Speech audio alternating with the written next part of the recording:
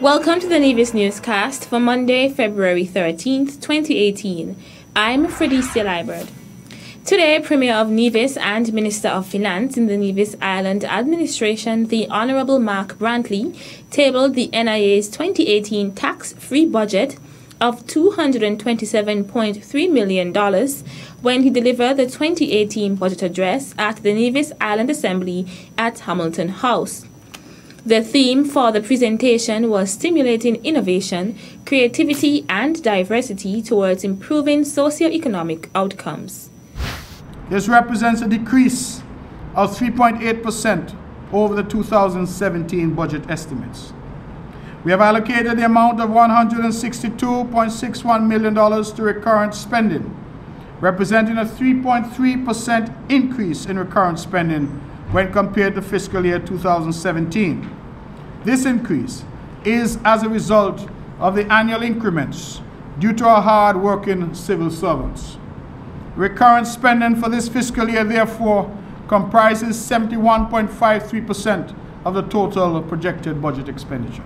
The administration is projecting to collect the amount of $137.92 million in recurrent revenue, a slight decrease of 2% when compared to fiscal year 2017.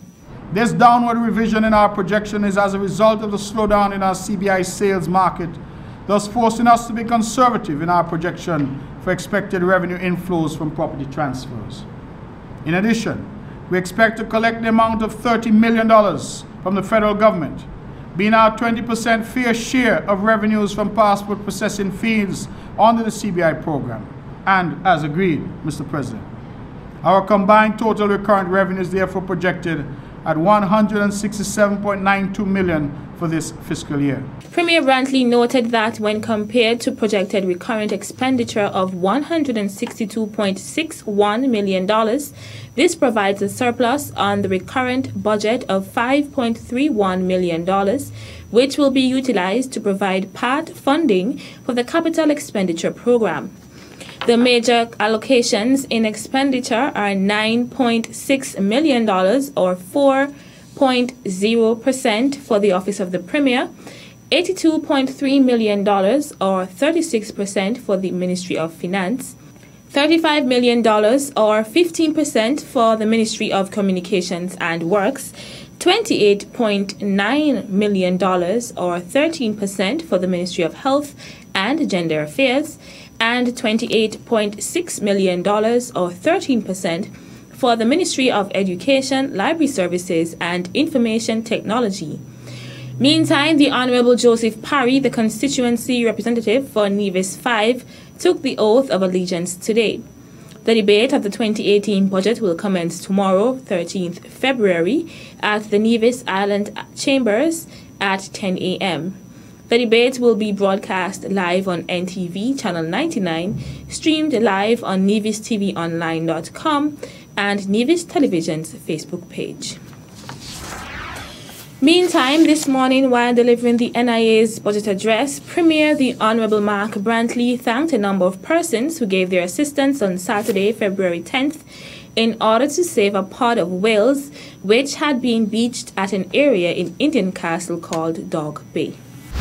We had the unfortunate situation on Saturday last where 11 of these beautiful creatures were beached at Indian Castle.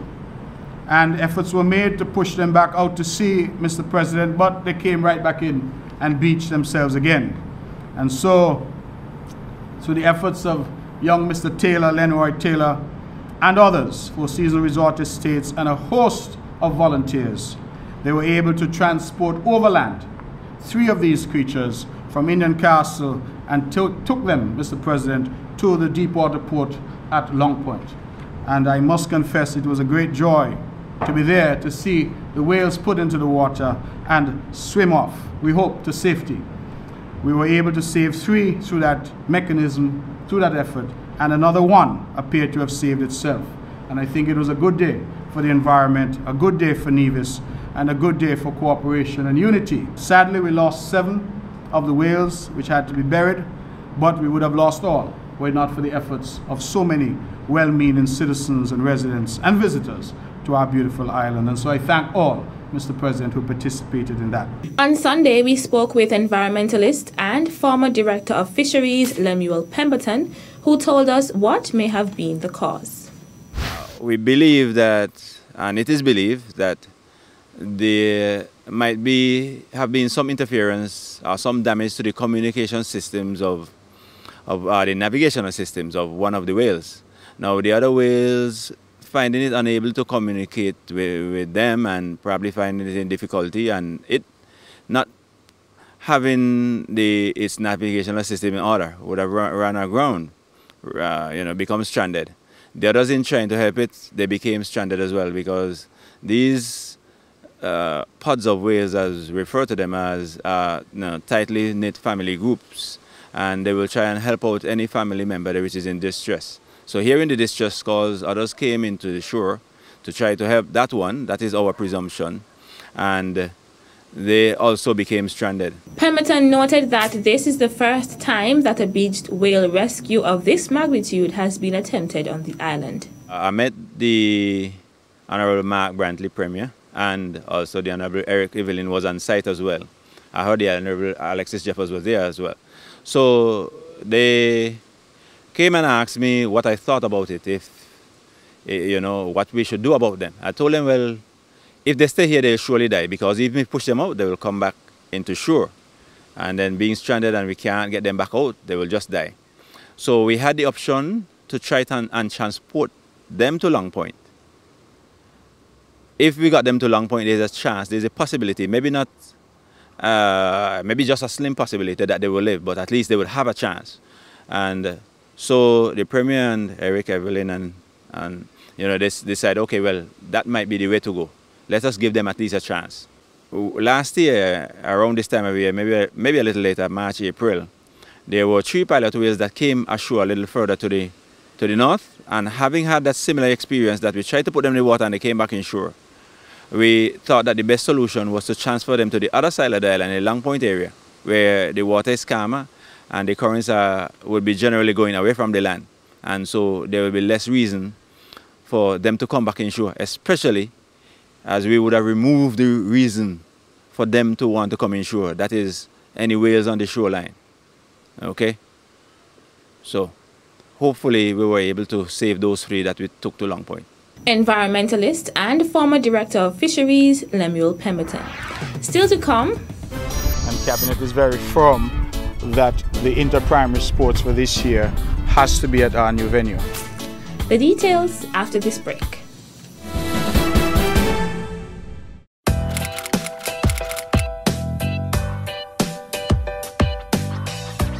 As Minister of Foreign Affairs, my work requires me to travel quite often. When abroad, I stay in touch with Nevis and all that is happening here by using the Nevis TV mobile app or logging on to nevistvonline.com. I suggest you try it as well. Hello, my name is Culturama, the Caribbean's greatest summer line. Most islands have their festival annually, but they call it Carnival. With all those shows, we fete and fun, we party from sun up to sundown. Everybody come now, show the world what we mean when we talk about Culturama. Rocks up, flags up, flags up. Time to wake up for the jam, we coming down early to be morn. Rocks up, flags up, flags up. Time to jump up in the band. Welcome back. The Cabinet of the Nevis Island Administration on Saturday, February 10th, visited the International Association of Athletics Federation, IAAF certified Mondo Track at Long Point, as plans are being put in place for the hosting of the first sporting event there. Premier the Honourable Mark Brantley says the Cabinet is firm that the 2018 Inter-Primary School Athletic Championship must be held at the new facility and is looking forward to staging the popular meet dubbed the Mini Olympics. What we're doing now is to look at the state of readiness and preparation to map out the last bits and pieces that need to go in place, the bathrooms, etc. We really expect to see at least 10,000 people here for this meet. It's going to be a huge event, the inaugural meet here at this venue, and we look forward. I think the venue is in magnificent shape. I want to thank Tim Keynes, who has been managing this venue from start to the point where it is now, and I'm very pleased with what I'm seeing, and I'm hopeful that the people of Nevis will avail themselves of the opportunity on an afternoon to come and see it. After all, it's their venue, and so it's important for me. And being here this morning and seeing the children really warmed my heart, because I see all the schools and all the children that are out and paying attention and, you know, taking advantage of the magnificent facility that we've created. Premier Brantley is satisfied that the NIA has a team who can execute a product to be proud of in the persons of Minister of Public Works, the Honourable Spencer Brand, supported by Junior Minister of Education, the Honourable Troy Liburd, and Minister of Sports, the Honourable Eric Evelyn. I'm extremely ecstatic when I walk into the Mondo track here. I think it's a fantastic facility. It augurs well for athletics in Nevis and the development of the sport in Nevis. I'm very happy and very delighted that the Inter-Primary for 2018 will be hosted right here at the Mondo track. Of course, the Nevis Island administration would have expended a lot of money on the facility, and we are now looking for great results in terms of the betterment of the meet and, of course, the improvement of our athletes on the island of Nevis. I see the athletes here practicing today. I think they are pleased with the facility as well, and we are just looking forward to a great meet, a fantastic Inter-Primary, and we are inviting all of Nevis and of course in St. Kitts as well to come and witness our first meet here at the Mondo track on March the 28th. Minister of Sports, the Honourable Eric Evelyn. In a statement on the National Assessment Framework given on February 6th, Federal Minister of Education, the Honourable Sean Richards, announced that test of standards will only be administered in grades 4 and 6 and will cover content for the respective grades. In line with the 2017 to 2021 Education Sector Plan, which seeks to implement a revised and more relevant national curriculum and assessment system over the planned period, the Ministry of Education will modify its existing national assessment system to implement national assessments of students' performance at key stages, said Minister Richards, while noting that at the primary level, changes will be made to the assessment strategy for kindergarten, grade 2, grade 4, and grade 6.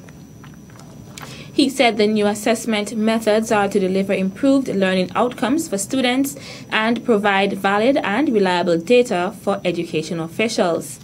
Minister Richards explained that the national assessment will be overseen in grade 4, will allow educators to assess students' competencies after completing more than half of their primary level education to determine that those that may benefit from targeted remediation.